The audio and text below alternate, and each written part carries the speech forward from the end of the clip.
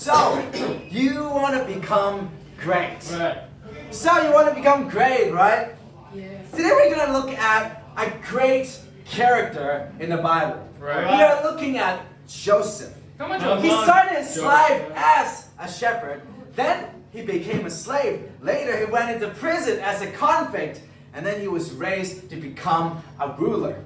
He was only second to the mighty Pharaoh of Egypt. And by the end of his life, he had become a powerful leader who was spiritual, wise, kind, generous, effective, and totally devoted to God Almighty. Yeah. Yet, in order to get to this point, God had to do something in his life. Right. By something, I mean a lot of things. First of all, he gave him a great vision in his life, great dream in his life, what he is going to achieve for God in the future. Right. He molded Joseph's character by humbling him through different situations. True. He taught him leadership skills by being unfairly treated. Yeah. He taught him how to be compassionate, kindness, patient by being falsely accused and punished for things that he did not do. In fact, he did the right thing and he was punished. Right. Come on. And I ask you the first question of today.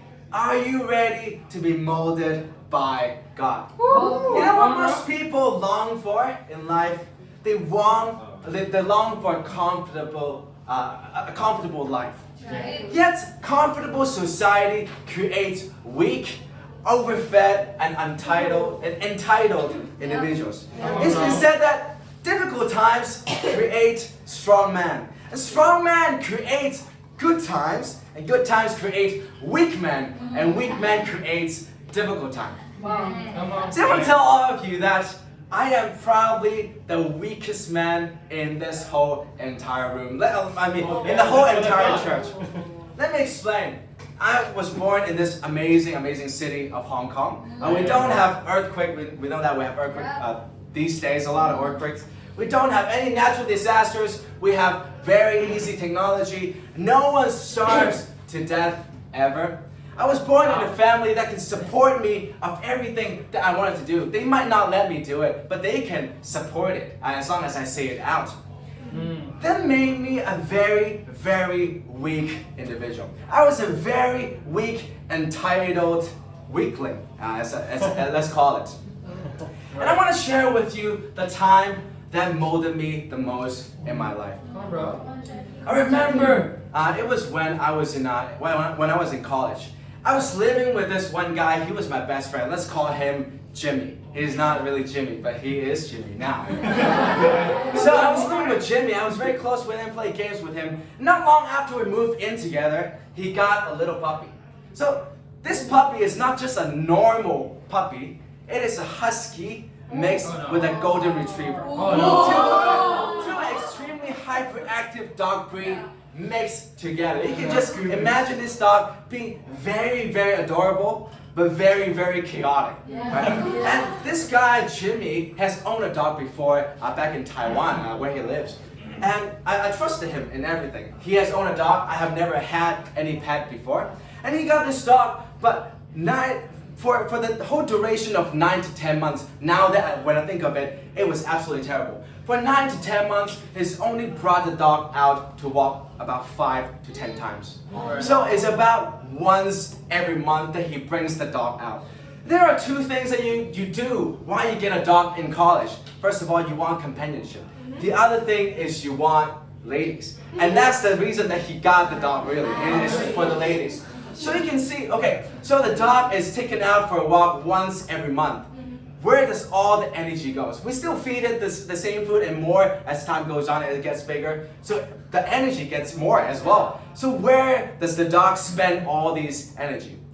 By destroying the house. So back then we have carpet all around the house and we have wooden stairs all around the house as well. You can just see chunks of carpet are gone and the stairs is not very stable anymore because the bottom part of the stairs are kind of gone. Not completely, kind of gone. You can still walk on the side if you be careful. You won't, just fall down, right? So then, after destroying the house, after 9 to 10 months, he decided, I will visit Taiwan. I'll go back to my hometown and I'll be back. And he went back first, and very soon after, I have to go back. And before I went back, I was like, hey, Jimmy, what do I do with the dog then? Because I'll be gone. You can't starve the dog to death, right? And then he said, okay, my friend is going to come pick it up. And later on, I found out that he actually put it up for adoption when he was in Taiwan. So the dog is being adopted out. But when he came back to the US, when he came back to this house, he opened the door, he saw how smelly, how destroyed the house was. He decided, I'm not going to spend even a penny repairing this house. I'm not going to be a responsible individual to fix anything in this house. I'm just going to leave to another campus. I'll study in the same school, same degree, but I'll leave to another campus so Jacky cannot say anything about it. Jacky cannot find me at all. But before he does that, no, that's not even the problem. Before he does that, he went around my friends to talk about, Jacky's such a bad friend. He did not take care of the dog at all. While I was gone, the dog completely wrecked the house. While we all know that it was wrecked when he was here also. Okay, and my friends actually believed him. Those friends were closer to me than him, but they believed in his story and came with me with a lot of words of discouragement. And that's not even worse. And very, very soon after, the landlord came to me. He said, Jacky, you have to pay everything by yourself. Or if you don't pay it, I'm going to get the police involved and you are going to be kicked out of the country. The amount that he said to repair the house was $14,000 US. It's about 110,000 Hong Kong dollars. It's about half a year wage of a normal worker. As a student, I couldn't have paid it. And I was as I said, I was a weak character. I didn't want to deal with the friends that yelled at me. I did not want to deal with the landlord that was chasing after me. And I did not want to pay the fine at all. So that I was living in this hiding situation. I did not want to walk around that neighborhood because of exactly that. I don't want to be found out, right? And then as I kept living like this for a whole year, I developed a lot of mental issues. I developed sleeping paralysis. I developed slight depression, not very, very bad, but I have never had depression. But it was kind of new to me. And I think God has used that opportunity to train me now. So afterwards, there was one day that I have decided I've either needed to be dealing with this guilt, knowing that I did not pay anything, I'm just hiding, or I have to face this situation head on. If I have to pay it, then fine, I'll pay it. If I don't have to pay it, then great, I'll thank God for it. And then I looked at the lease. The lease said all participants, so there's me, there's Jimmy, and there's the manager.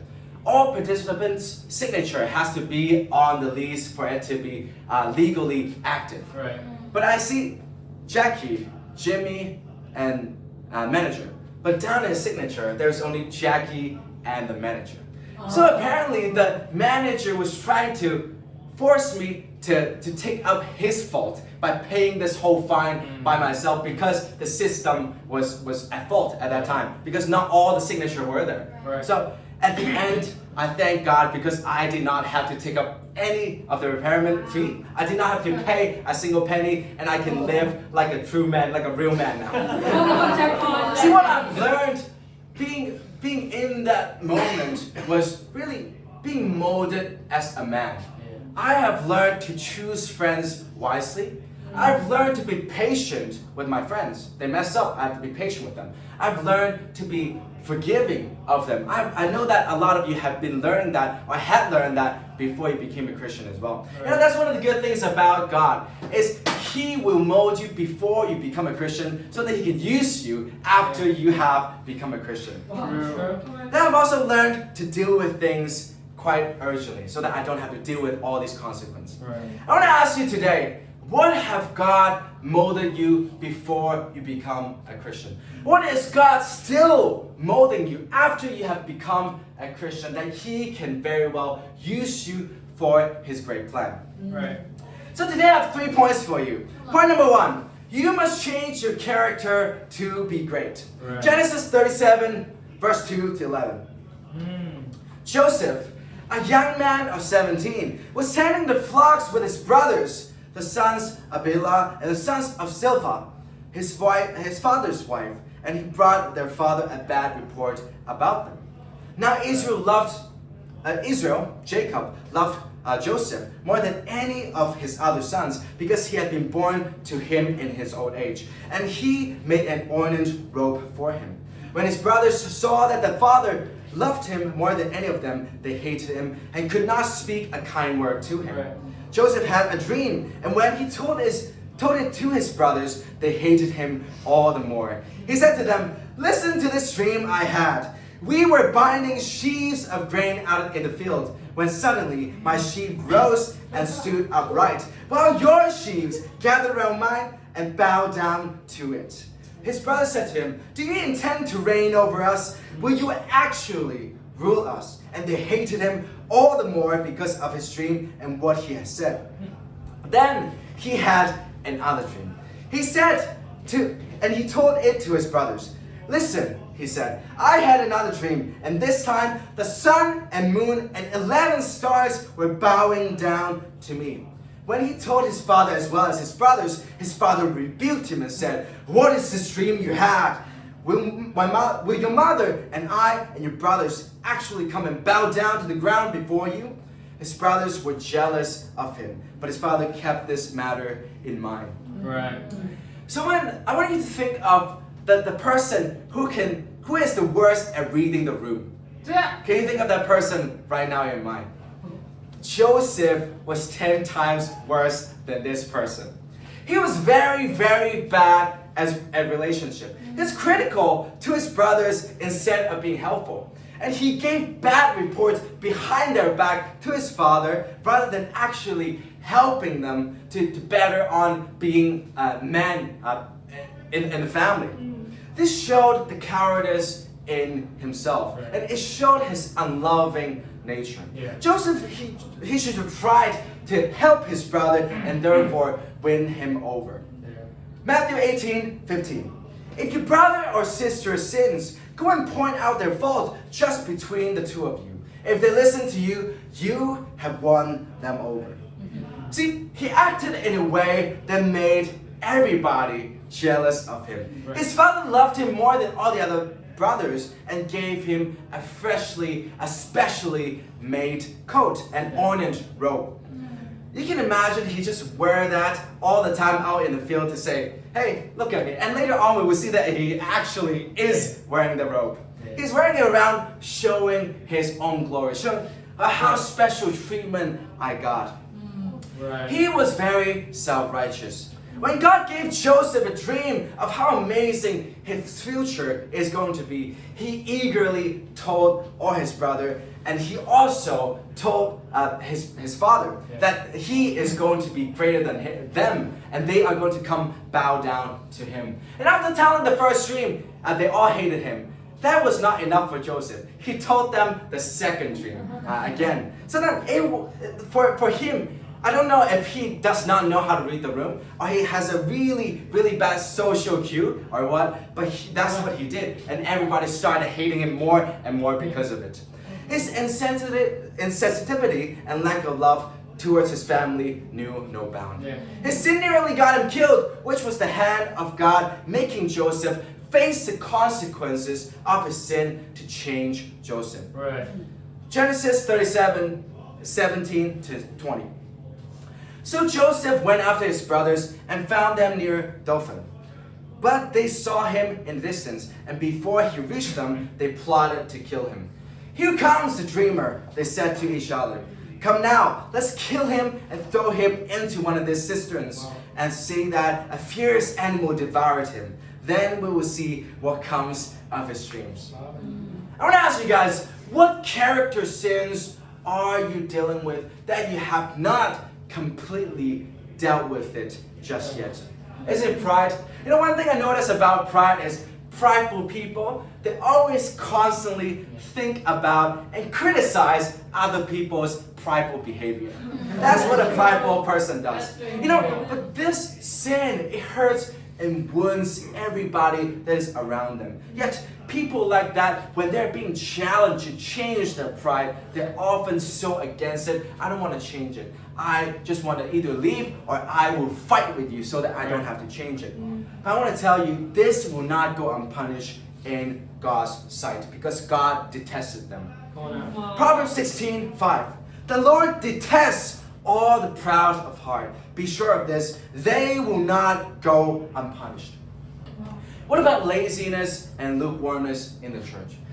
Lukewarmness and laziness should have no place in a Christian's life because they bring poverty not just to you but also to the church. They bring death not just to yourself, not just to you spiritually, but also people around you, but also the whole entire church.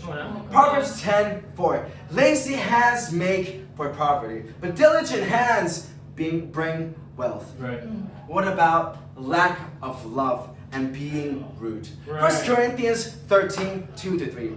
If I have the gift of prophecy and can fathom all the mysteries and all knowledge, and if I have the faith that can move mountains but do not have love, I am nothing. If I give all I possess to the poor and give over my body to hardship that I may boast but do not have love, I gain nothing. When we lack love, we lose all of our power.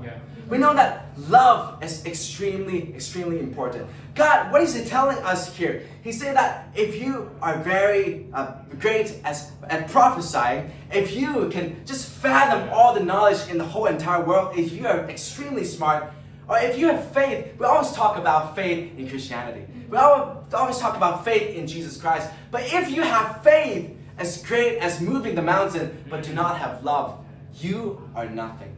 God always compare everything to love. Are you loving enough? Because He is love. Those who love Him knows Him. And those who love Him, those who love is the only people that actually knows Him. That's right. So you may think that you are a powerful Christian, but the lack of people that come to Christ because of you always exposes the lack of love that you have for the people who are not saved, who are still lost. I want you to ask yourself a simple question.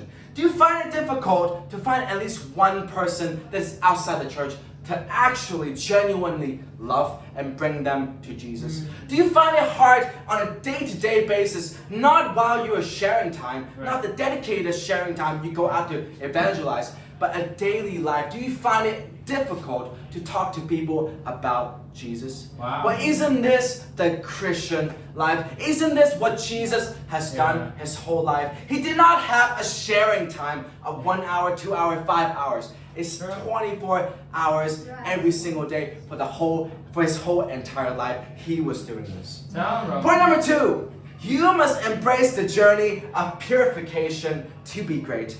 God brings a sober estimation to ourselves. Genesis 37:23-28. So when Joseph came to his brothers, they stripped him of his robe, the ornate robe he was wearing, and they took him and threw him into the cistern. The cistern was empty. There was no water in it. So as they sat down and ate the meal, they looked up and saw a caravan of Ishmaelites coming from Gilead. Their camels were loaded with spices, balm, and myrrh, and they were on their way to take them down to Egypt. Judah said to his brothers, "What will we gain if we kill our brother and cover up his blood? Come, let's sell him to the Ishmaelites and not lay our hands on him. After all, he's our brother, our own flesh and blood." His brothers agreed.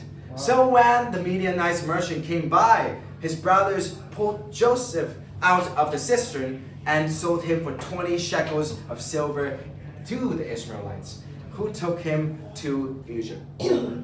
We see here that Joseph, he was stripped bare of absolutely everything.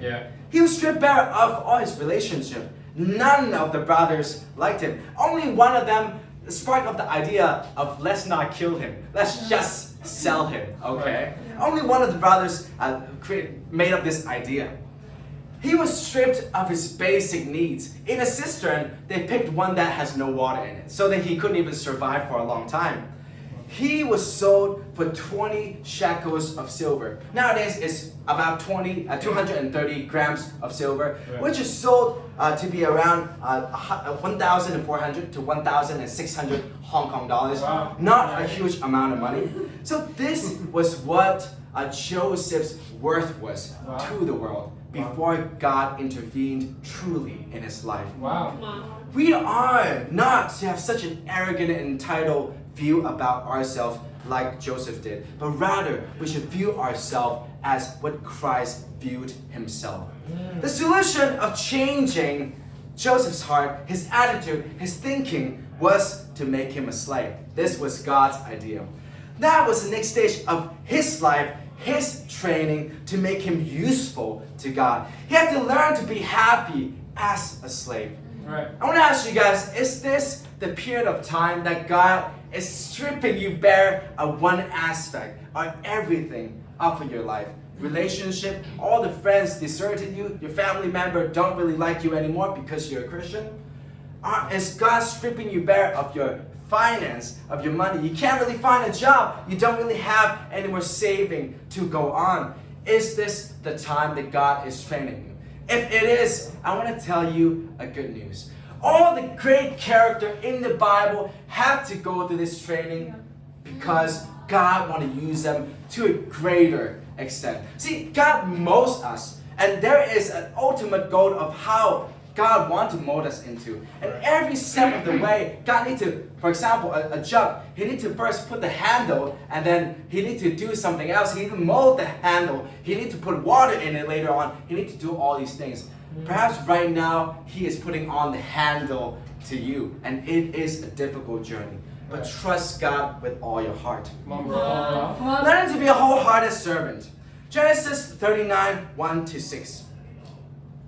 Now Joseph had been taken down to Egypt. Potiphar, an Egyptian who was one of Pharaoh's officials, the captain of the guard, brought him from the Ishmaelites who had taken him there. The Lord was with Joseph so that he prospered. He lived in the house of his Egyptian master. When his master saw that the Lord was with him and that the Lord gave him success in everything he did, Joseph found favor in his eyes and became his attendant.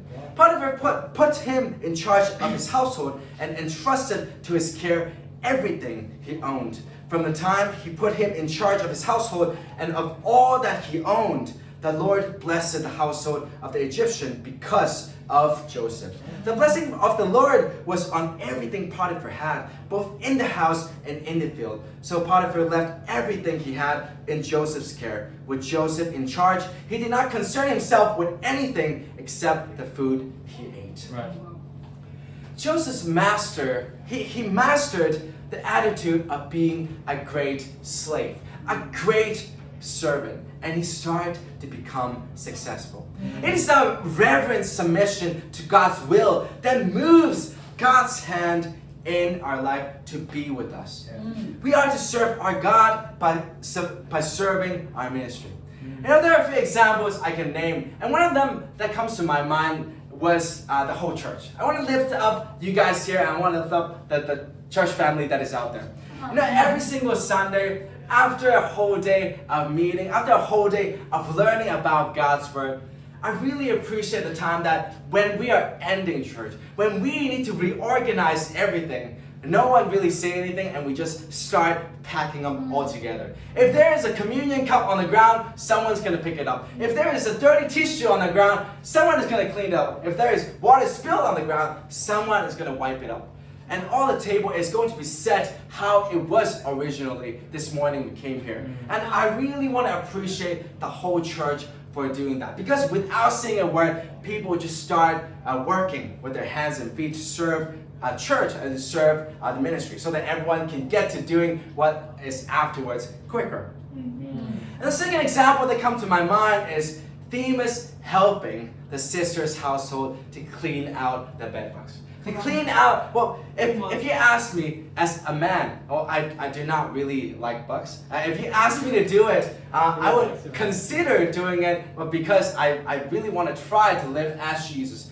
But Themis, when it comes to Themis, she is obviously loving God and the sisters way more than she loved herself. She put down her own scare. She put down her own cleanliness to come here to help the sisters to deal with the problem that you guys have, that they have. Come on, Themis. And the third one is Marcus. Marcus, as of tonight, he is going to plan activities for the brother household and all the brothers as well, so that they can start working out together, so that they can start bonding as a family, and so that they can get into better shape and get sick less often. Come on. This God does not want to use people who are always sick, not sick because of they're just weak, but sick because of their pride, making wrong decisions, eating the wrong food, sleeping late, waking up late, that kind of stuff. Wow. Marcus is going to help with that. So I want to give thanks to Marcus. Come on, Marcus. Come on, Marcus. Once we have learned to become a true servant of Christ, we are now ready to move on to the next stage of God's training to greatness. Come on. Learning to be treated unfairly for doing what is right. Genesis 39, 6 to 20. Now Joseph was well built and handsome. And after a while, his master's wife took notice of Joseph and said, "Come to bed with me." But he refused. "With me in charge," he said to her, "my master does not concern himself with anything in this house. Everything he owns, he has entrusted to my care. No one is greater in this house than I am. My master has withheld nothing from me except you, because you are his wife. How then could I do such a wicked thing and sin against God?" And though she spoke to Joseph day after day, he refused to go to bed with her or even be with her. One day he went into the house to attend his duty, and none of the household servant was inside. She caught him by his cloak and said, "Come to bed with me." But he left his cloak in her hand and ran out of the house. When she saw that he has left his cloak in her hand and had run out of the house, she called her household servant. "Look," she said to them, this Hebrew has been brought to us to make sport of us. He came in here to sleep with me, but I screamed. When he heard me scream for help, he left his cloak beside me and ran out of the house." She kept his cloak beside her until his master came home. Then she told him this story. "The Hebrew slave you brought us came to me and made sport of me.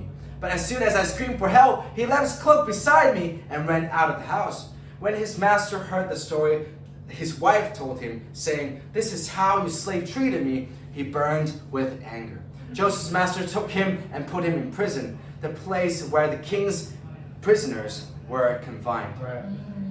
See, Joseph here, he was doing absolutely everything right.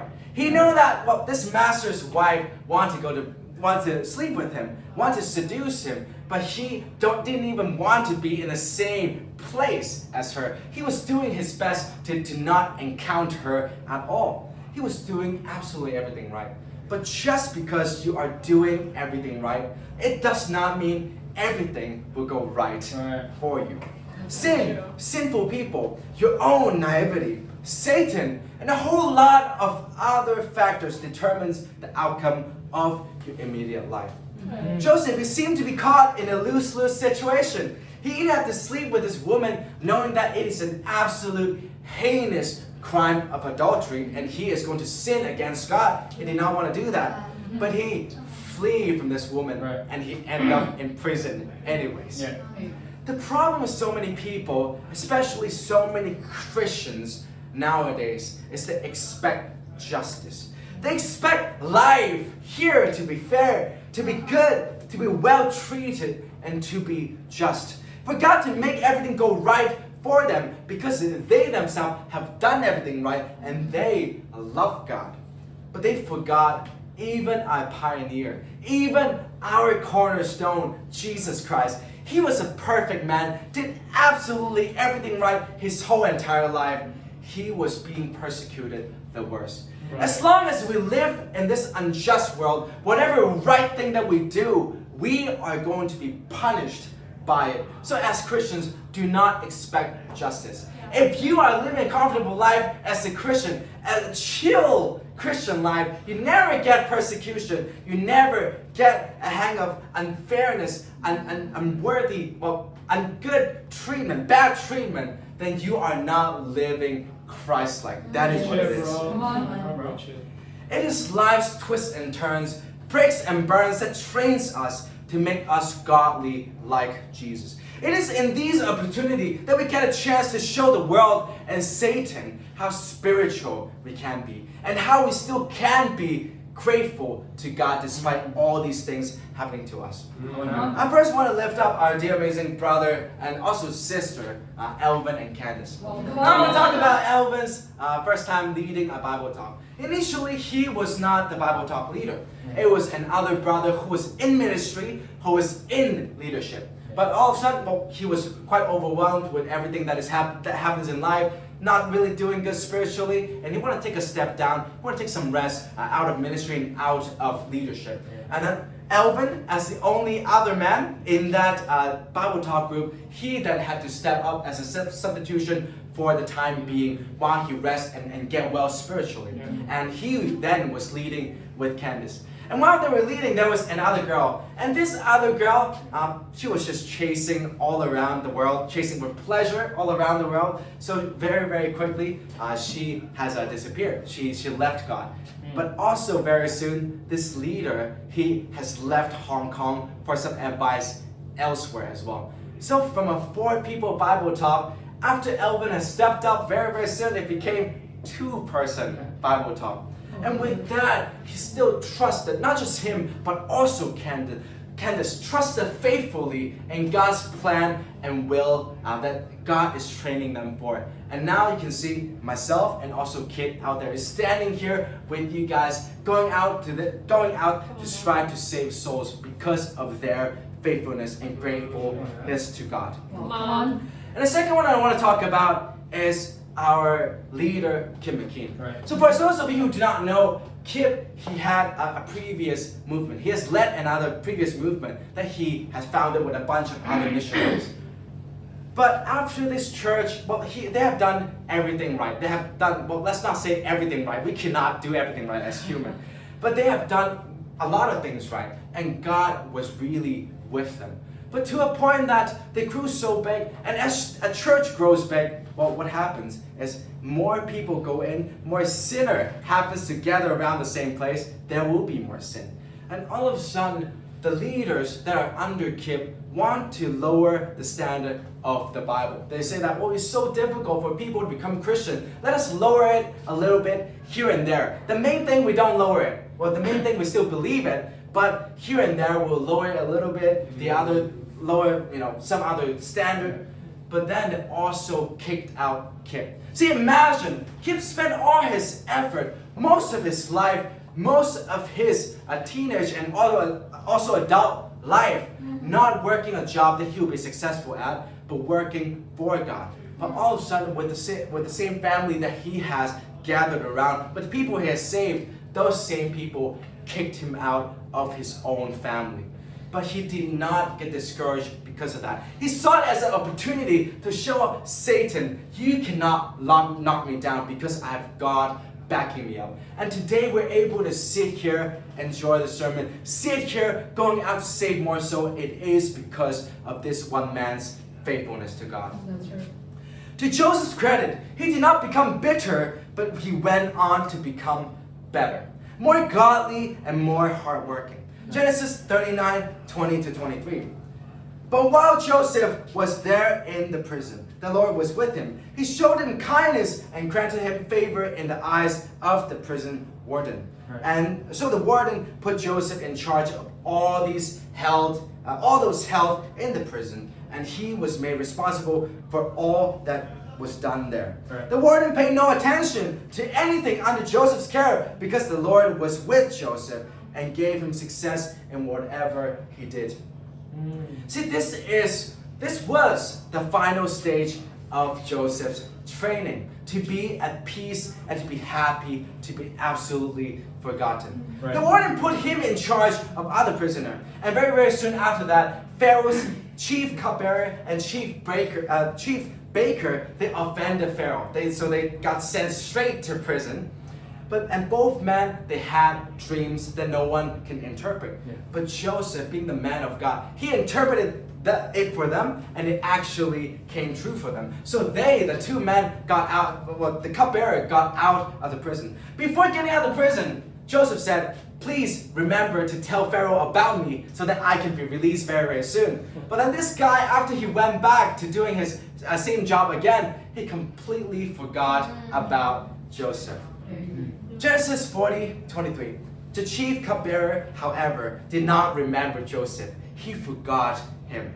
See, sometimes I walk from my room to the living room, and I forgot what I was going out the living room to do. And I can say that a lot of you can probably relate to that. And we just go back to the room and think about it and go back out again. But this guy completely forgot about Joseph for the whole 2 years. See, he was not really grateful, and he just completely forgot him. Yeah. Have you ever felt forgotten in your life? In church or in the outside world? Do you, when you do not get the recognition that you feel like you deserve?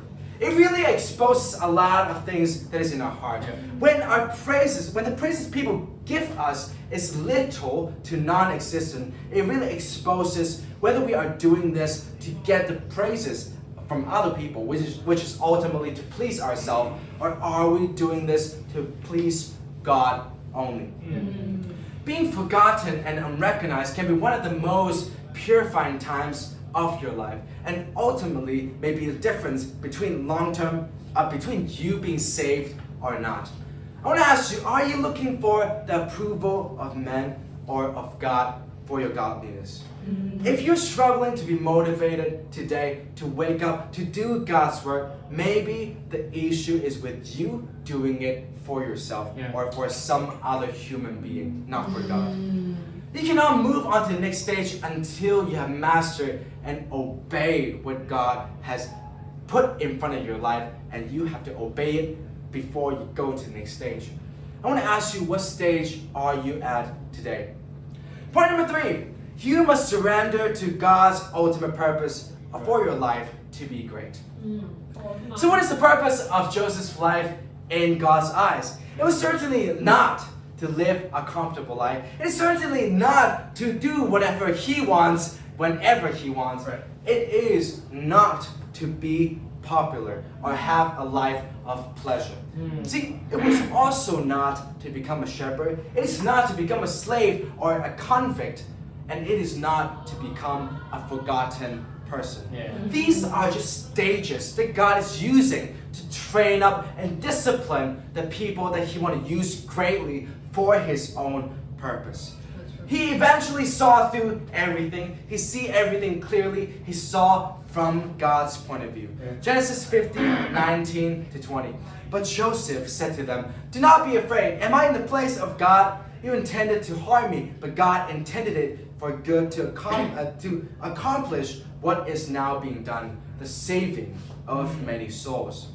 God did not just rescue him from his trial, but in fact, when we think about it, God actually put him through. God allowed it to happen, and God made it happen so that he can grow to be used by God.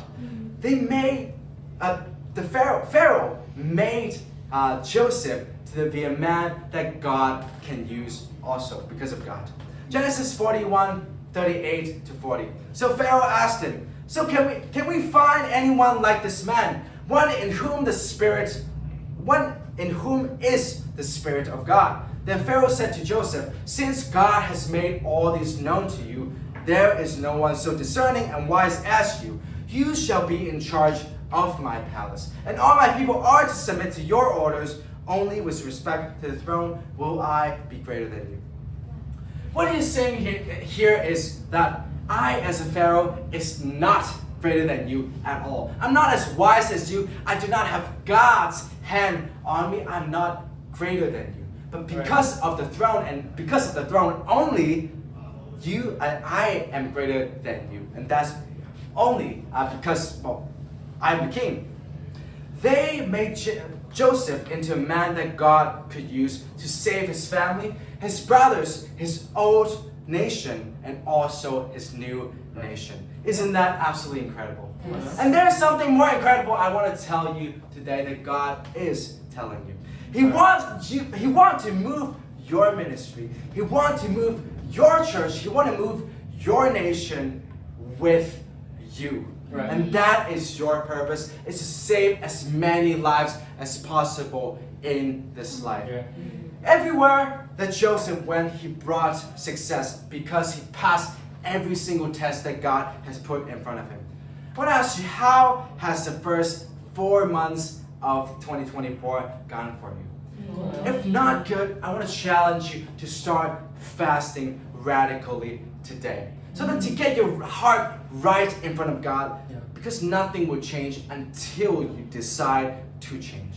We will give up your comfort in life like Christ to become a ransom for many. If you want to become great, if you want to become a ransom, if you want to become a person, a tool that God can use, then you must surrender yourself completely to all of what God is putting in front of you.